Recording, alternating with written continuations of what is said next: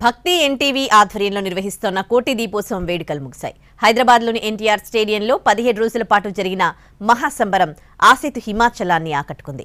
నభూతో న భవిష్యత్ అనే తీరులో సాగిన కార్యక్రమానికి ప్రథమ పౌరురాలు విచ్చేశారు. అందరూ ఒక్కటై దీపాలు వెలిగించడం ఏకత్వాన్ని సూచిస్తుందని ప్రశంసించారు. భక్తి ఎన్టీవీ ఆధ్వర్యంలో నిర్వహిస్తున్న కోటి దీపోత్సవం దిగ్విజయంగా ముగిసింది. ఏటికేడు దేదీప్యమానంగా ఈ మహాసంబరం వెలిగిపోతోంది. గతేడాది ప్రధాని మోడీ కార్యక్రమంలో పాల్గొనగా ఈ ఏడాది దేశానికి ప్రథమ పౌరురాలు ద్రౌపది ముర్ము విచ్చేశారు.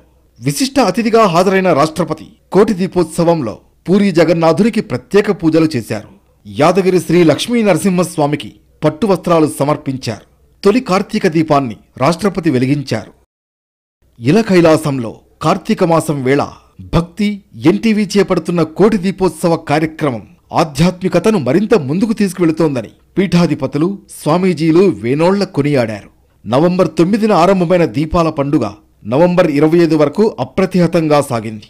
17 రోజుల పాటు సాగిన ఈ మహాక్రతువుకు హైదరాబాద్ సహా 2 తెలుగు రాష్ట్రాల్లోని అన్ని జిల్లాల నుంచి పెద్ద ఎత్తున అశేష జనవాహిని పాల్గొంది.